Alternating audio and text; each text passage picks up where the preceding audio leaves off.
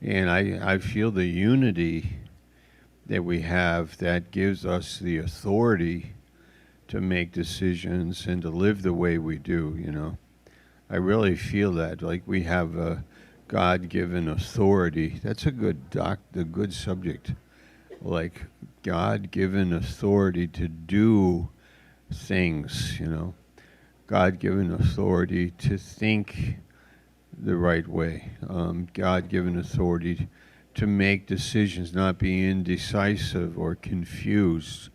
Like there's authority expressed in many, many different ways in somebody's life. Like obviously, if you fed 5,000 people with a little food, it's obvious there's authority there. If you walk on water and you can't, but you do, it's obvious there's authority there.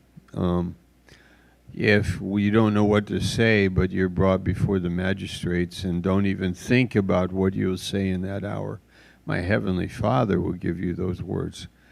I mean, that's authority. That's you are being equipped. When he says, I will open a door and no man will shut it, that's like, how could it be more clear? That's your advantage. You have an advantage because there's a door that nobody can shut. And this is a really good news, for us. And where does it come from? I think it comes from God and the unity. Where does the unity come from that we have as a body, as a church? Where does that unity come from? Why don't I ask you that and talk to your neighbor about it? Where does the unity come from? Where does the unity? You come into the church and you are here and you're part of it, and you just, like, there's just oneness. When there's oneness, why is there the unity? What do you have in common that makes that happen? Okay, so talk. So 1 Corinthians, why would a pastor be working in a church, and why is everybody is there, but then the people at that table, and then he has an elder that disagrees. Like in our case, we should not be open, or we should be wearing masks, or I don't agree with the church this way or that way. Why do we have unity in our church? Why do we have it? Or do we don't have it, or do we have it? You see, there's so much room. How about the color of the carpet?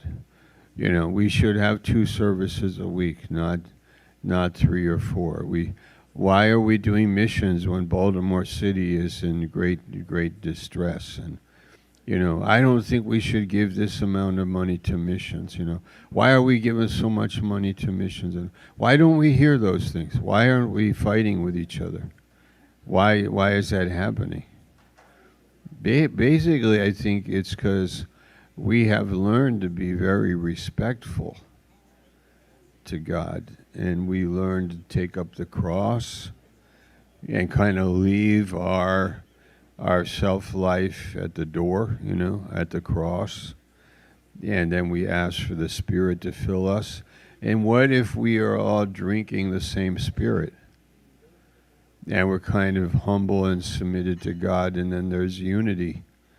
Well, what do you mean? Unity is just everybody doing what the pastor says all the time? Is that what this is all about? Is it? No, but why don't we say that it is? Because we don't believe that. We are wanting to hear from God how He wants to lead us in peace, in love, in faith, in understanding. And this is where we are. And it happened like this. I tell you, there would be thousands of pastors that would love to be pastoring a church like this one. But it's very possible that if he did, he would ruin it. It's very, very possible. If he doesn't have it, then like, why doesn't he have it? And if he got it, then would he ruin it? You know, and I mean, that sounds weird maybe, and this is on the internet, but that's okay. You get the point. You know, the thing is that it doesn't just happen. We can say, you know, God is unity, God is one, yes. We are receiving, we are, walking in the Spirit, and these are great words, and it's so true. But I think that why can't every church in the whole world live like that? And why aren't they? Why aren't they? You know what I mean?